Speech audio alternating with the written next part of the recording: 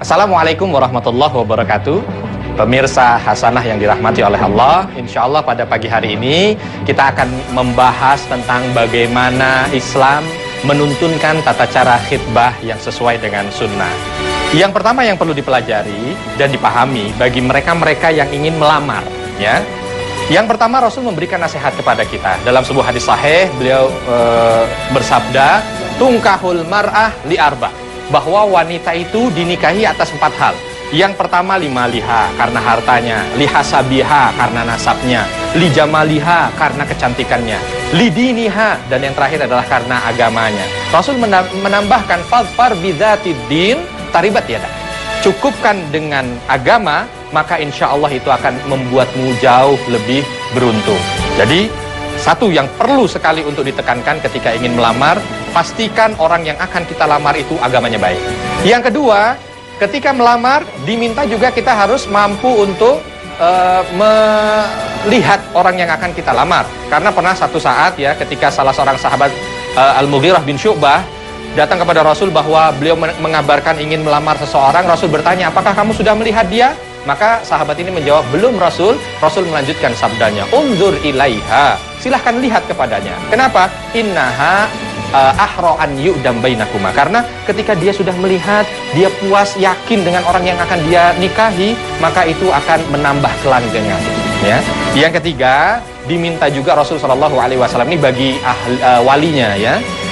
Rasul menyatakan, idza ja'akum man tardawna dinahu, kalau ada orang datang kepada kalian melamar orang-orang yang ada di bawah perwalian kalian, kamu ridho agamanya, kamu ridho akhlaknya, terima, jangan dipersulit. Karena apa? Ketika tidak diterima atau dipersulit, maka Rasul mengatakan akan datang kehancuran setelah itu. Semoga bisa dipraktekkan.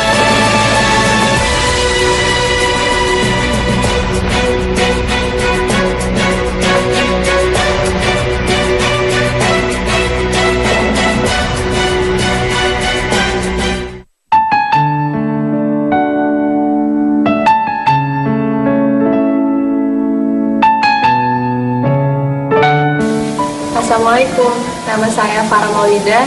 Saya mau bertanya, apa sih mas kawin yang seharusnya diberikan oleh pengantin pria?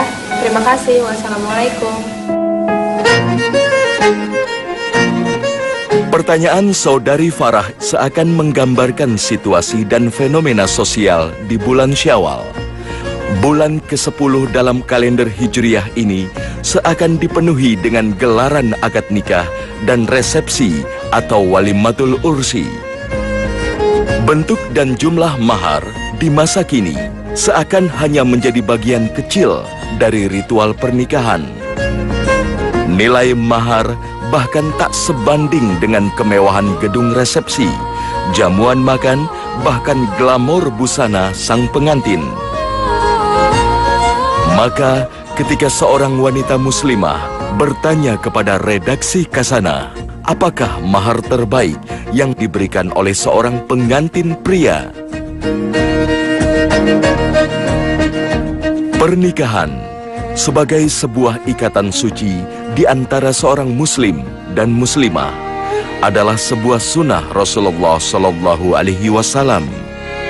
Rasulullah Sallallahu Alaihi Wasallam bersabda, wahai generasi muda, barang siapa di antara kamu telah mampu berkeluarga, hendaknya ia kawin, karena ia dapat menundukkan pandangan dan memelihara kemaluan. Barang siapa belum mampu, hendaknya berpuasa, sebab ia dapat mengendalikanmu. Hadis riwayat Bukhari dan Muslim. Dalam Islam, ada beberapa rukun yang harus dipenuhi sehingga sebuah proses ijab kabul menjadi sah dan kedua pengantin berhak menyandang status sebagai pasangan suami istri. Beberapa rukun itu adalah wali nikah bagi pengantin wanita, status balik dan berakal bagi kedua mempelai, adanya mahar serta kehadiran saksi dari pihak pengantin pria dan wanita. Ketika rukun ini terpenuhi, maka proses ijab kabul bisa diselenggarakan. Salah satu hal yang wajib diucapkan oleh pengantin pria dalam akad ijab kabul adalah mahar yang ia berikan kepada calon istrinya. Landasan hukum mengenai mahar dalam Islam adalah firman Allah Subhanahu wa Ta'ala dalam surah An-Nisa ayat keempat. Berikanlah mas kawin kepada wanita yang kamu nikahi sebagai pemberian dengan penuh kerelaan. Kemudian jika mereka menyerahkan kepada kamu sebahagian dari mas kawin itu dengan senang hati, maka makanlah dan ambillah pemberian itu sebagai makanan yang sedap lagi baik akibatnya. Besaran mahar tidaklah memiliki sebuah parameter yang pasti, karena dalam Al-Quran, mahar adalah sebuah pemberian wajib yang diserahkan dengan keridoan dan kerelaan. Namun, Rasulullah telah bersabda, sesungguhnya di antara tanda-tanda berkah perempuan adalah mudah dilamar, murah maharnya, dan murah rahimnya. Hadis riwayat Ahmad. Berdasarkan pada hal ini, meski penetapan dan penentuan bentuk dan nilai mahar menjadi hak calon mempelai wanita, hendaknya ia tidak berniat untuk memberatkan calon suaminya. Perkara mahar ini harus dimusyawarahkan dan disepakati ketika pinangan telah disetujui. Dan mahar tersebut adalah menjadi mutlak, menjadi hak milik bagi kaum wanita. Tetapi, sesuai dengan surah An-Nisa ayat keempat, seorang istri yang ikhlas menyerahkan maharnya sebagai tambahan modal dalam membina rumah tangga akan bernilai sedekah. Dan ini adalah salah satu bentuk rezeki yang halal bagi seorang suami. Mahar memang sebaiknya bersifat memudahkan, tapi seharusnya perkara ini didahulukan dan dipenuhi sebelum memikirkan biaya-biaya lain, terutama gelaran pesta dan resepsi. Jamak diketahui, mahar paling populer yang diberikan oleh seorang suami ketika meminang pujaan hati adalah kitab suci Al-Quran dan perangkat alat sholat. Pemberian kitab suci Al-Quran memiliki landasan hukum, sebagaimana hadis riwayat Muslim. Pergilah, sungguh aku telah menikahkan kamu dengannya, maka ajarilah dia dengan Al-Quran. Pemberian mahar berupa alat sholat dan Al-Quran memang bisa bermakna kesanggupan dari seorang laki-laki untuk menjadi imam bagi istrinya. Dan tiada yang salah akan hal ini. Namun, jika kita mempelajari sirah nabawiyah atau kisah hidup Nabi Muhammad SAW yang ditulis oleh Ibnu Hisham, beliau mencontohkan mahar yang besar ketika menikahi ibunda Khadijah radhiyallahu anha. Nabi Muhammad SAW memberikan mahar berupa 20 ekor unta betina. Jika kita menghitungnya dengan kondisi terkini, mas kawin dari Rasulullah ketika menikah untuk pertama kalinya senilai dengan uang sejumlah 234 juta rupiah lebih. Pemberian mahar yang besar ini hendaknya diartikan sebagai pengagungan akan derajat wanita. Menilik fenomena sosial yang ada, nilai mahar seringkali justru tak sebanding dengan kemewahan pesta.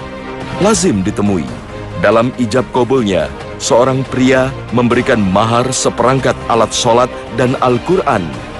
Tapi, setelah dikalkulasi, biaya pesta mencapai puluhan dan ratusan juta rupiah.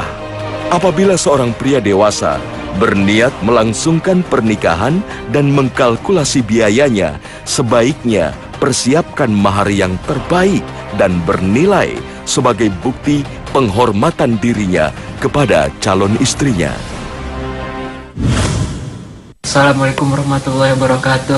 Nama saya Subi. Saya mau tanya, apakah dalam agama Islam menyerahkan seserahan sesuatu yang diwajibkan? Terima kasih. Wassalamualaikum warahmatullahi wabarakatuh. Tradisi pernikahan di beberapa daerah di Indonesia mengenal istilah seserahan. Ketika menyampaikan pinangan dan mendapatkan jawaban iya, seorang pria dengan iringan keluarga besarnya biasa memberikan aneka barang kepada calon istrinya Kegiatan inilah yang disebut dengan seserahan. Tapi yang sering diketahui, besaran dan nilai barang-barang dalam seserahan lebih tinggi daripada mahar yang diberikan. Saat prosesi ijab kabul dan berpijak dalam hukum Islam, seserahan berapapun banyaknya jika tak disebutkan dalam akad, maka tidak bisa dianggap sebagai mahar. Secara sederhana, seserahan adalah sebuah biaya dalam melestarikan tradisi dan adat istiadat, dan seolah menjadi wajib jika berpegang pada norma budaya. Tapi, seserahan bukanlah sebuah rukun yang harus dipenuhi sebagai syarat syahnya pernikahan. Sehingga seserahan tidak boleh dijadikan sebagai salah satu hal yang harus dilengkapi dengan menggunakan pijakan hukum Islam. Seserahan juga jangan dinilai sebagai pembuka tali silaturahmi di antara dua keluarga besar, sehingga menilai status dan penghargaan keluarga calon besan hanya berdasarkan rupa seserahan yang diberikan.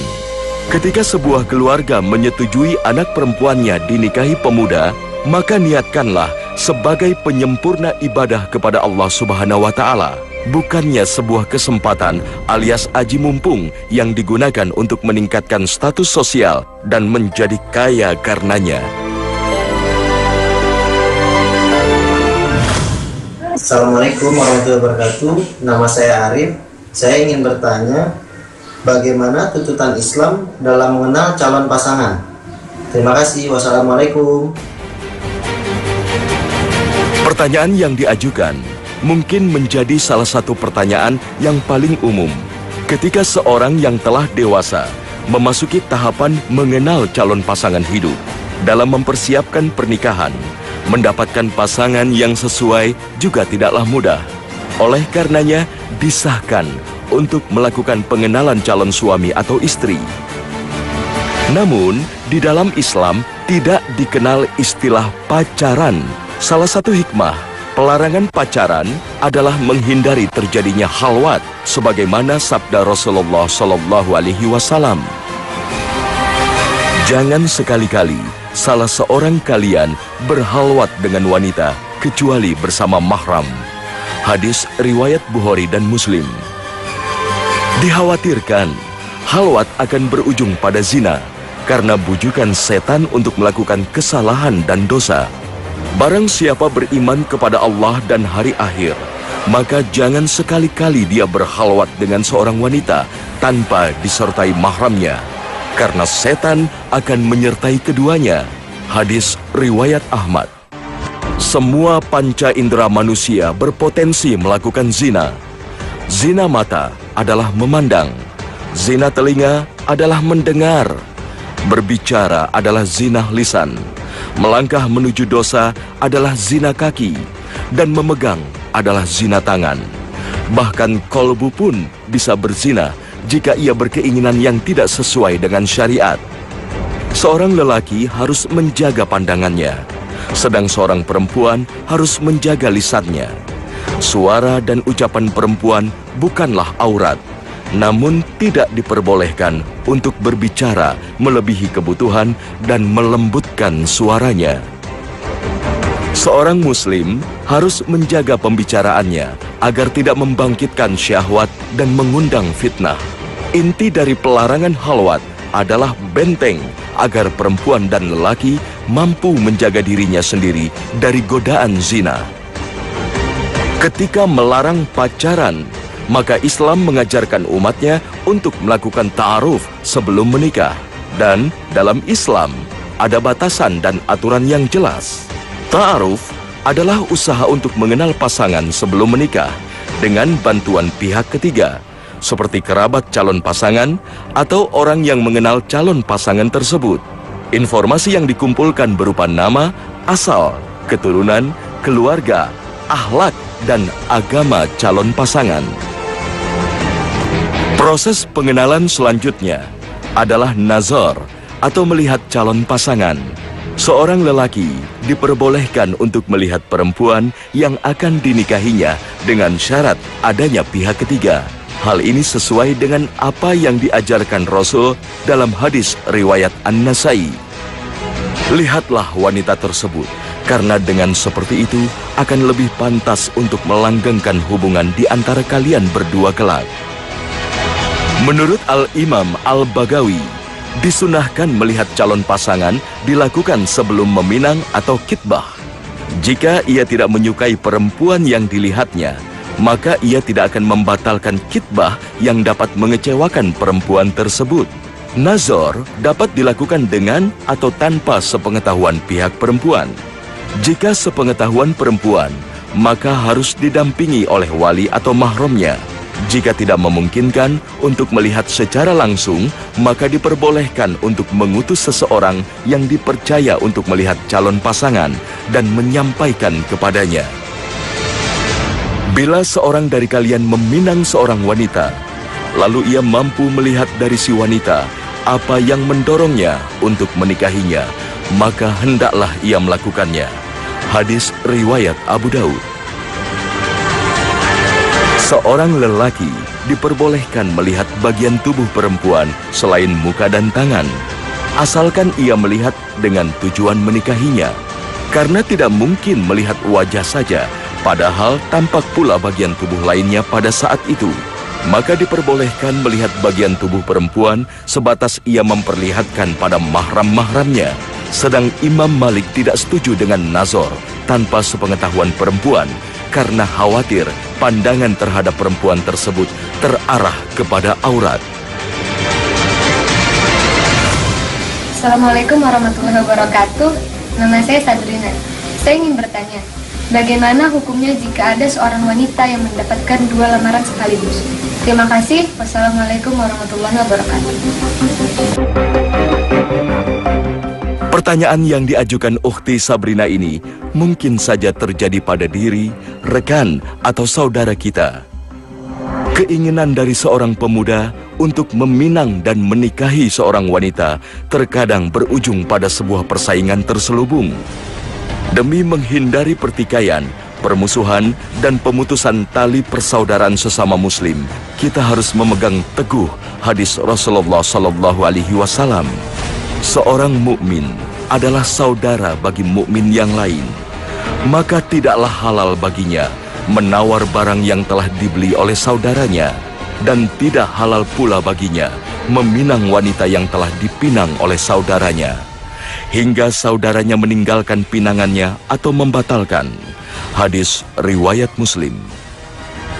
Proses pinangan berada di tangan laki-laki, dan tidaklah halal seorang lelaki meminang seseorang yang sedang dipinang oleh saudaranya, kecuali peminang pertama meninggalkan pinangannya atau mengizinkannya.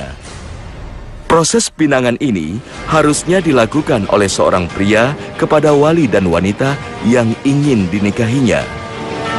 Keberadaan wali dalam proses pinangan adalah pagar bagi calon mempelai wanita dari datangnya pinangan dari pihak kedua, ketiga, dan seterusnya. Disinilah keutamaan untuk menyegerakan proses ibadah, termasuk pernikahan.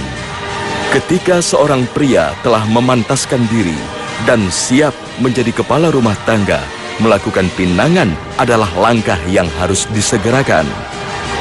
Boleh saja mempersiapkan diri dengan tujuan untuk menyempurnakan akhlak, sehingga pihak wanita menerima pinangan atas dasar kesolehan. Tapi jangan berlama-lama melakukan persiapan, sehingga terlambat dalam melakukan tindakan.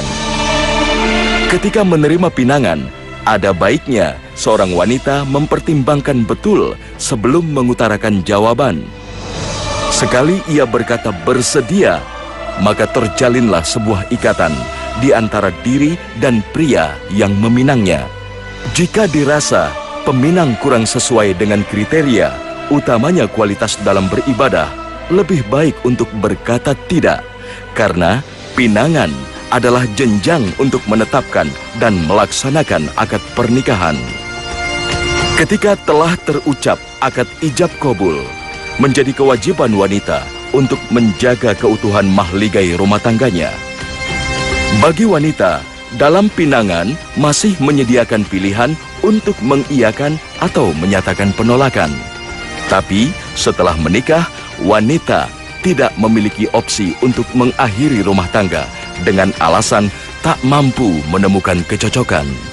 Wahai kaum wanita, perhitungkan, pertimbangkan, dan iringilah dengan doa serta istikharah saat mendapatkan pinangan.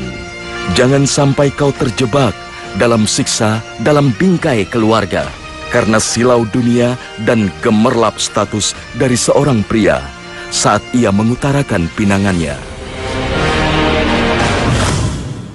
وَمِنْ آيَاتِهِ أَنْ خَلَقَ لَكُم مِّنْ أَنفُسِكُمْ أَزْوَاجًا لِتَسْكُنُوا إِلَيْهَا وَجَعَلَ بَيْنَكُم مَّوَدَّةً وَرَحْمَةً إِنَّ فِي ذَلِكَ لَآيَاتٍ لِقَوْمٍ يَتَفَكَّرُونَ.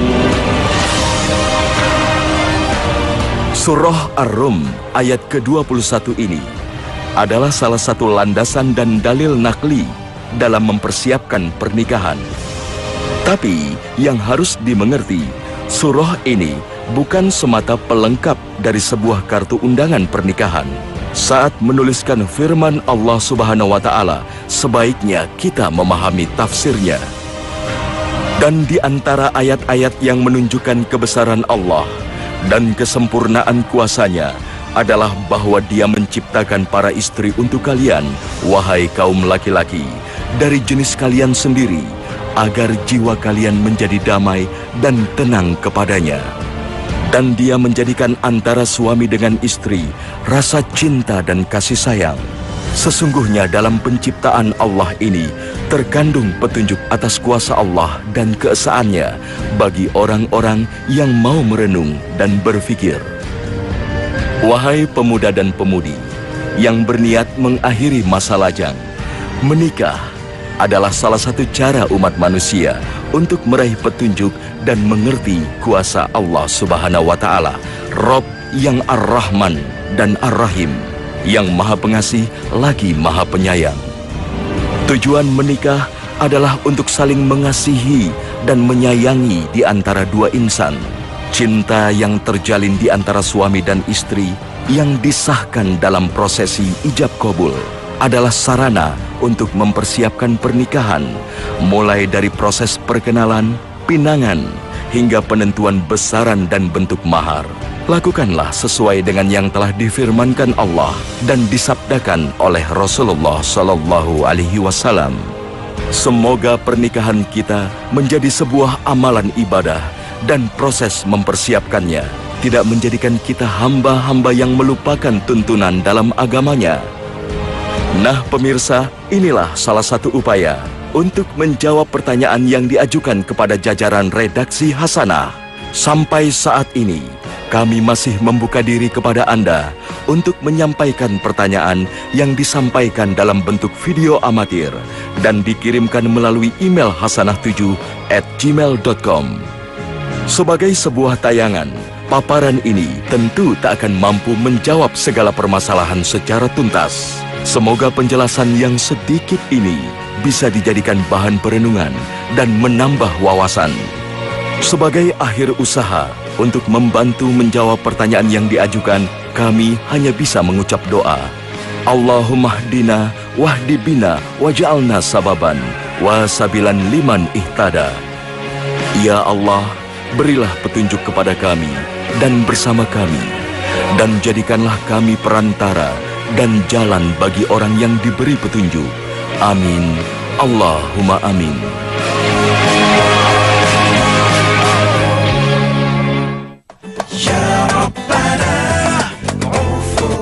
Nah pemirsa, inilah akhir kebersamaan kita. Terima kasih atas kesetiaan Anda menyaksikan Hasanah di Trans 7. Kami mohon maaf jika ada penyampaian narasi atau penayangan gambar yang tidak berkenan. Semoga tayangan ini menjadi salah satu tayangan favorit Anda karena kedalaman informasi Islamnya. Akhir kata, wassalamualaikum warahmatullahi